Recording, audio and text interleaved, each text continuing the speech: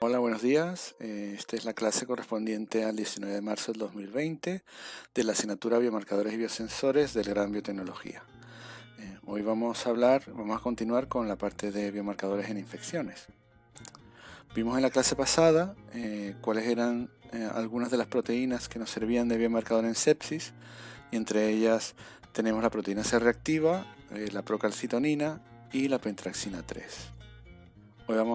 Hoy vamos a ver otros marcadores.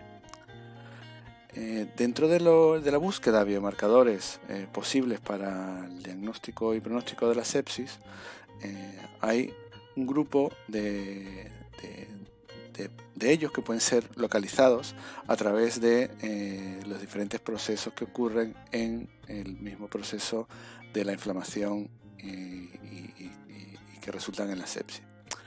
Pues de esos procesos como la secreción de citoquinas o marcadores de superficie o inclusive proteínas de complemento, pues entre todos pues pueden surgir nuevos biomarcadores que nos permitan el separar cómo va a ser el desarrollo de la sepsis y cuál va a ser el transcurso de la enfermedad. Entonces, bueno, fijaos que desde el estímulo, que pueden ser los patógenos, ¿no? Hay un montón de células diferentes involucradas y la presentación clínica de los casos de sepsis. Pero bueno, todos esos procesos biológicos, pues al final pueden originar, son fuente de nuevos biomarcadores. Entonces vamos a hablar de dos grupos. Además de las proteínas de fase aguda, pues vamos a ver cómo algunas citoquinas y quimoquinas están siendo utilizadas como marcadores de sepsis, y por otra parte algunos receptores de superficie que también han sido considerados como biomarcadores de sepsis. Entonces vamos a empezar primero entonces con este grupo de biomarcadores de citoquina y quimoquina. Esta imagen la vimos en la clase anterior. Vemos que después del momento que ocurre una infección o que una célula, hay células tejido que muerto, hay señales, como aquí como procalcitonina, o como por ejemplo a través de la activación de las células del sistema inmune, como los macrófagos o células dendríticas, pues hay la secreción de citoquinas proinflamatorias como interleuquina 8, interleuquina 1b, TNF, etc. Esas actúan, entre otros órganos, sobre el hígado, que secreta, por ejemplo, proteínas C reactivas o inclusive proteínas del sistema de complemento, en respuesta a esa inflamación. Entonces, bueno, esas citoquinas proinflamatorias, pues también en algunos casos han sido consideradas como marcadores de sepsis, ¿no? Y se han examinado como marcadores de sepsis. En el caso de la interleuquina 6, una de las más comunes, puede ser fácilmente medible, no es específico de sepsis, pero sí de inflamación en general, y no puede servir para el diagnóstico de sepsis, sino simplemente de inflamación, pero sí es una prueba, sí se ha encontrado con una utilidad pronóstica. En el caso de altos niveles de interleuquina 6, se reflejan en un incremento de la mortalidad de los pacientes que tienen un proceso de sepsis, y también el riesgo de progresión a sepsis severa o a choque séptico se aumenta cuando hay unos niveles incrementados de interleuquina 6. Aquí podemos ver un ejemplo. Esto es bastante antiguo, 2006, pero vemos los niveles de interleuquina 6 de pacientes que están en cuidados intensivos y de aquellos que sobreviven y los que no sobreviven. Entonces vemos que entre los que sobreviven los niveles de interleuquina 6 son más bajos, y entre los que no sobrevivieron, pues los niveles de interleuquina 6 eran mucho más altos. Asimismo, vemos que la interleuquina 6 pues los niveles de interleuquina 6 pueden ir aumentando dependiendo del grado de avance de la sepsis. Estos son los pacientes con inflamación sistémica. Aquí tenemos pacientes con sepsis al inicio, con sepsis severa y ya con choque séptico. Y vemos cómo van aumentando los niveles de interleuquina 6. Aquí también se comparan con niveles de procalcitonina en los mismos grupos, ¿no? Inflamación sistémica, sepsis severa y choque séptico. Y esto ya, fijaos, esto es en el año 2001, o sea que ya se conocía que la interleuquina 6 pues, podía ser un buen biomarcador del desarrollo del avance de la sepsis, al igual que procalcitonina, que ya la vimos en la clase anterior.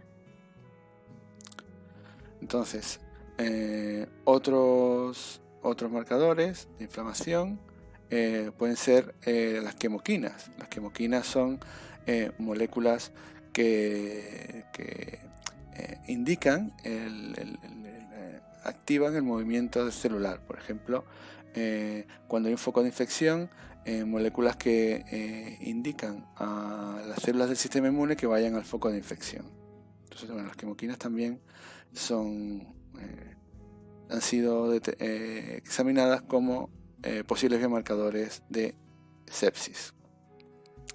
En esa pues vamos a hablar de dos de ellas, la interleuquina 8 y esta otra proteína que se llama proteína 1 quimoatractante de monocitos, que son dos quemoquinas, dos moléculas que se utilizan para atraer otras células al foco inflamatorio, y las dos pueden ser utilizadas como pronóstico como herramienta pronóstica en la sepsis, ¿no? Porque indican cuál va a ser el riesgo de mortalidad en los pacientes que están en terapia intensiva. Y aquí vemos un ejemplo parecido al de la interleuquina 6. Aquí tenemos la MCP1 y la interleuquina 8 y vemos cómo en individuos que sobrevivieron después de una sepsis a individuos que no sobrevivieron después de una sepsis, los niveles eran muchísimo mayores tanto de MCP1 como de interleuquina 8. Hay más inflamación, más quemoquina, más riesgo de mortalidad.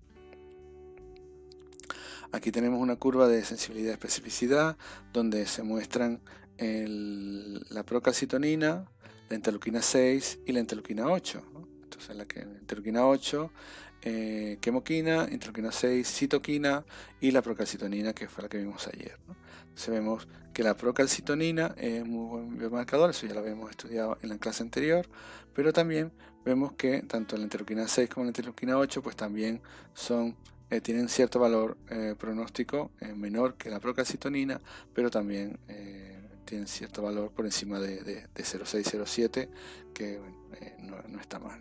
0,75, 0,71. No son tan buenos como la procalcitonina, pero también sirven como biomarcadores en sepsis. En este trabajo, esto ya es 2013, se hizo el análisis de biomarcadores de sepsis en pacientes en terapia intensiva. Y aquí tenemos la comparación de varios de ellos, ¿no? Tenemos aquí procalcitonina, tenemos la interleuquina 6, la interleuquina 8, ¿vale? Y vemos que en general 0,76, 0,82 o 0,84 pues son los valores de la área bajo la curva de las curvas ROC de estos biomarcadores.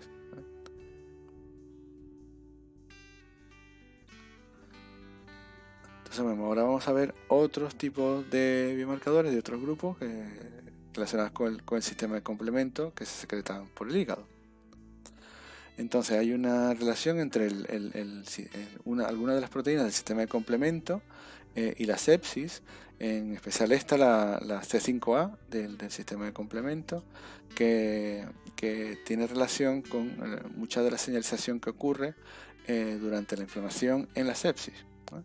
La C5A, que como ya vimos en la diapositiva anterior, se secreta por el hígado después del inicio de la inflamación. Pues esa C5A pues puede interaccionar con diferentes tipos celulares como neutrófilos, como macrófagos monocitos o inclusive en las mismas células endoteliales, y produce señalización que en muchos casos puede contribuir a la progresión de la enfermedad y a la muerte del individuo que tiene sepsis. Entonces, por ejemplo, en el caso de los neutrófilos, pues hay cascadas de activación que aumentan afectan la supervivencia de los neutrófilos y con lo cual aumenta la infección bacteriana. Por otro caso, en monocitos y macrófagos hay un aumento de citoquinas y quemoquinas que al final terminan contribuyendo como un proceso sinérgico que es progresivo.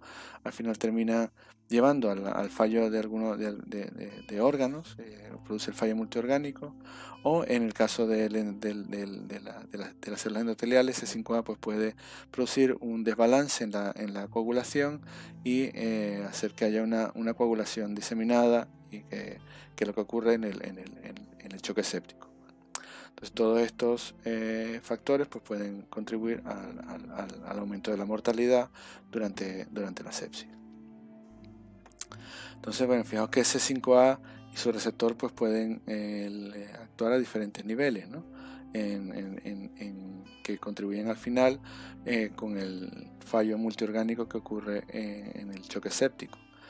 Por un lado, reduce la supervivencia de neutrófilos, de células del sistema inmune. Por otro lado, aumenta la producción de citoquinas, más o menos lo que vimos en la diapositiva anterior. También incrementa la coagulación. Por un lado, también puede aumentar la apoptosis de linfocitos y produce cambios fisiológicos como el cambio de las presiones ventriculares, o inclusive puede causar la apoptosis en las células adrenales, ¿no? Adrenales que al final producen compuestos como la catecolamina que inducen también el fallo multiorgánico. Entonces, que bueno, que el C5a puede actuar, contribuye en el desarrollo a muchos diferentes niveles, contribuye en el desarrollo del fallo multiorgánico en la sepsis. Bueno, este es un ejemplo donde utilizaron, esto es del año 2000, donde utilizaron diferentes biomarcadores, incluyendo proteínas del sistema de complemento, como esta proteína 3A del sistema de complemento, para intentar tener biomarcadores que diferencien a aquellos pacientes que tienen sepsis de aquellos pacientes que solo tienen una inflamación sistémica. Entonces, dentro de trabajos como este, pues han mostrado que bueno, que proteínas del sistema de complemento pues pueden diferenciar individuos que tienen la inflamación sistémica de la sepsis con unos números muy buenos de separación, como un área bajo la curva de ROC de 0,93. Entonces, bueno, que en general se ha visto que podrían ser utilizados proteínas del sistema de complemento para el diagnóstico de los diferentes pasos, en la progresión de la sepsis. Bueno, pasamos ahora a otros biomarcadores. Como dijimos, nos quedan marcadores de proteínas que son proteínas de superficie. En este caso, en células como por ejemplo células del sistema inmune como polimorfonucleares o macrófagos, pues hay proteínas en la superficie que normalmente están encargados de algunos de los procesos relacionados con el control, la detección y el proceso inflamatorio, que también podrían ser el origen que también se han sido encontrados como buenos biomarcadores, ¿no? Uno de ellos es STRIN1, ¿vale? Que es una proteína de membrana que está en leucocitos, ¿vale? Y que termina, en el caso de la inflamación, esa proteína es procesada y secretada, ¿no? Entonces por eso se puede determinar en inflamación, ¿vale? Entonces este biomarcador STRIN1 son las siglas de receptor expresado en células mieloides 1, tipo 1, que se dispara su solubilidad. Es un receptor que es un glicopéptido, se expresa en la superficie de células mieloides como polimorfonucleares, como estos que están aquí, ¿vale? Monocitos maduros y macrófagos, y su expresión se incrementa en las infecciones tanto bacteriales como fúngicas. Entonces, por cierto, mieloide significa que viene de la médula ósea. Una curiosidad que creo que no lo había contado. Entonces, bueno, y esta gráfica, que es de un artículo de 2011, pues lo que intenta es buscar, analizar posibles biomarcadores entre sepsis y sepsis severa en pacientes, y en los que se midió este marcador, STREM1, y también esto SOFA es un valor que indica cómo van fallando los diferentes órganos en el fallo multiorgánico. Y bueno, se ve que en la curva verde, ¿no?, que es solo el extremo 1, el biomarcador, pues se ve que hay una alta varía bajo la curva. Aquí se muestra, por ejemplo, aquí abajo del todo, la cantidad de glóbulos blancos.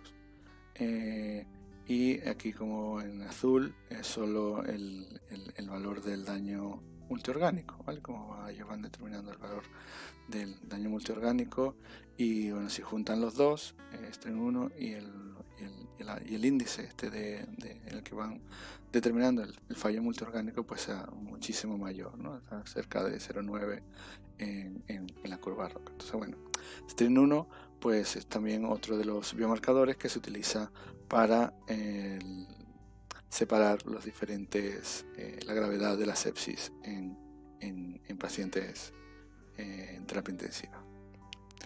Otro de los biomarcadores, que también es un receptor de superficie, es SUPAR, que son las siglas de receptor que es activador de plasminógeno, soluble por uroquinasa, y es un receptor que se expresa en la mayoría de los leucocitos y de superficie, por supuesto, y durante el proceso inflamatorio es procesado y se secreta al plasma con esta forma de SUPAR, ¿no? Entonces, UPAR se procesa y se secreta como SUPAR, ¿no? Entonces, este sería el receptor no soluble y este sería el receptor soluble, por eso la S. Entonces, aquí tenemos, bueno, este tipo de células que están en la mayoría de los leucocitos, de las células del sistema inmune, pues tienen esta proteína que está anclada en la membrana, varias unidades, varios dominios que son procesados por una proteasa, que liberan esos dominios de la proteína, se liberan al plasma, y que de manera interesante los niveles de esa proteína soluble van incrementándose en la medida que va cambiando la inflamación. En individuos normales es muy bajita, en individuos que tienen alguna enfermedad con componente inflamatorio, como la diabetes o enfermedades cardiovasculares o inclusive cáncer, aumenta un poco, pero si hay un síndrome inflamatorio sistémico, aumenta mucho más. Si hay sepsis, aumenta mucho más, y aumenta muchísimo más si hay una sepsis severa.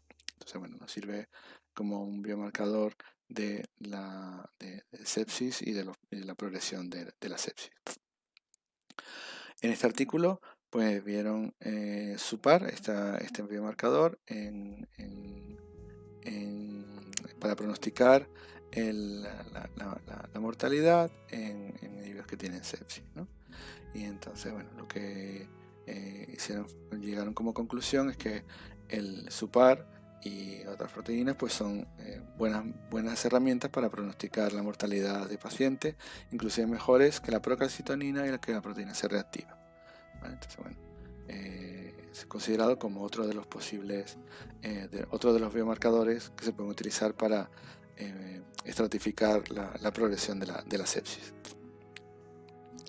Entonces, bueno, ¿qué hemos visto hasta ahora? Pues hemos visto algunos receptores, algunos biomarcadores relacionados con las citoquinas, que es la interleuquina 6, con las quimoquinas, IL-8 y MCP1, y receptores de superficie como STREM1 y SUPAR, que todos son biomarcadores de sepsis. Ahora bien, eso es lo que se utiliza ahora en la clínica. Entonces, ¿hacia dónde van las tendencias en el futuro en la investigación con biomarcadores? Pues como habíamos dicho, ¿no? La sepsis agrupa diferentes procesos, como no solo inflamatorios, sino de inmunomodulación y de coagulación. Entonces, bueno, de todos esos estímulos inflamatorios o de las mismas toxinas de los patógenos o de las células muertas, pues que estimulan a diferentes tipos celulares. Ya hemos visto desde células de neutrófilos, células T, células dendríticas, macrófagos y células epiteliales, creo que dice aquí sí, y resultan en una gran cantidad de diferentes diferente expresión y secreción de diferentes factores.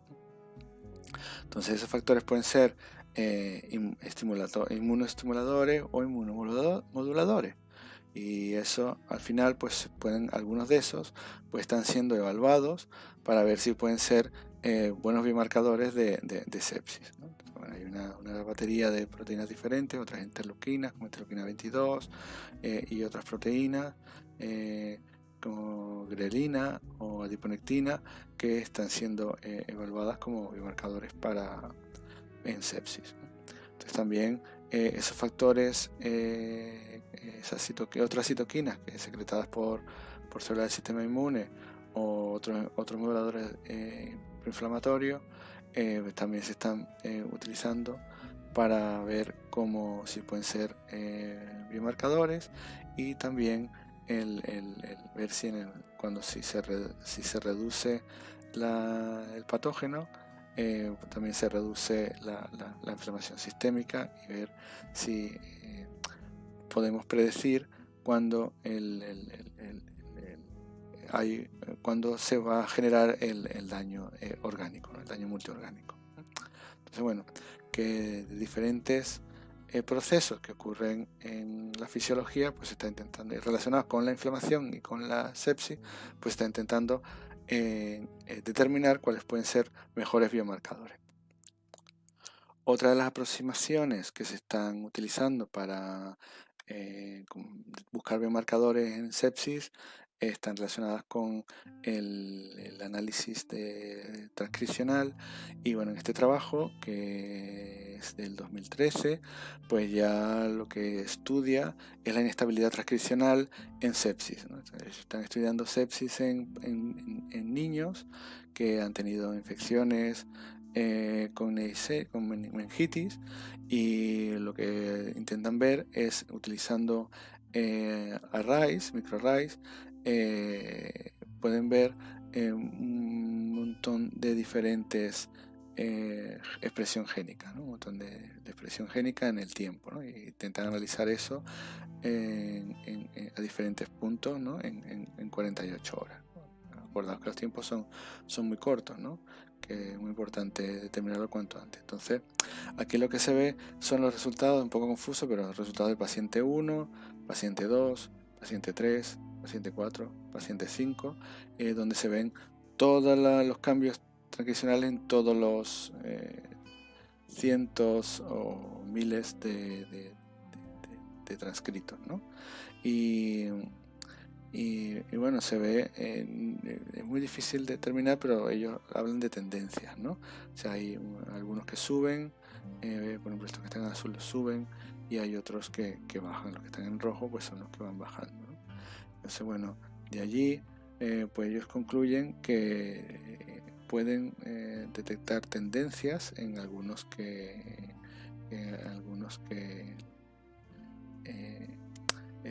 para algunas genes que pueden cambiar. Entonces, bueno, dicen que bueno, de ahí habría que buscar cambios, podrían buscarse cambios genéticos más específicos o baterías de cambios específicos, ¿no?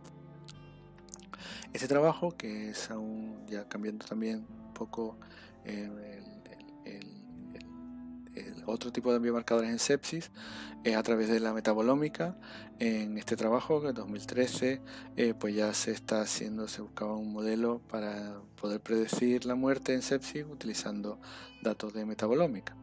Entonces, bueno, hicieron, como en otros trabajos, buscaron en pacientes que tenían sepsis, pues vieron una gran batería de metabolitos, a ver cuáles cambiaban durante la sepsis, y encontraron que la oxidación de ácidos grasos, pues parece que podía correlacionarse entre individuos que sobrevivían y los que no sobrevivían, ¿no? Después de la sepsis, ¿no? Entonces, bueno, otro tipo de aproximación pues es este, ¿no? Uno, estudiar las diferentes vías en fin, la fisiología, otro el estudiar la genética y el otro la metabolómica, ¿no? Entonces, bueno, son algunas de las vías más nuevas en las que están se están estudiando para determinar nuevos biomarcadores. Aún así, otra de las objetos de estudio para encontrar nuevos biomarcadores está relacionada con los exosomas. Creo que lo nombramos en algún momento. Son exosomas o micropartículas que se llamaron inicialmente, pues son vesículas pequeñas que se van desgajando de las membranas celulares de las células, especialmente aquí habla en apoptosis y en células estresadas. Pero bueno, se ha visto también que en otras células, aunque no sean apoptóticas ni estresadas, también hay no una secreción activa, el desprendimiento de estas microvesículas, ¿no? Entonces, bueno, se ha propuesto que estas pueden ser también, el estudio de las micropartículas o exosomas, pues también puede ser una fuente de estudio para encontrar biomarcadores, ¿no? Son vías más que se están utilizando. Entonces, bueno, este tipo de estudios pues lo que hará es que irá generando nuevos resultados en el que nos irán produciendo nuevos descubrimientos, que algunos terminarán siendo nuevos biomarcadores mucho más efectivos que los que hay hasta el momento. Y bueno, con esto terminamos lo que es la parte de biomarcadores en infecciones, que puede ser bastante amplio, pero podéis tener bastantes referencias si os interesa el tema, y si no, presentar la exposición que vamos a hacer, que me vais a mandar, pues si os interesa el tema de la infección y la inflamación, pues podéis buscar trabajos relacionados, ¿vale? Entonces, bueno, ya en la siguiente clase vamos a hablar de farmacogenómica y biomarcadores y aspectos genéticos y aspectos éticos en los biomarcadores, ¿vale? Bueno, espero que nos vemos en la próxima clase, ¿vale? Hasta luego. Adiós.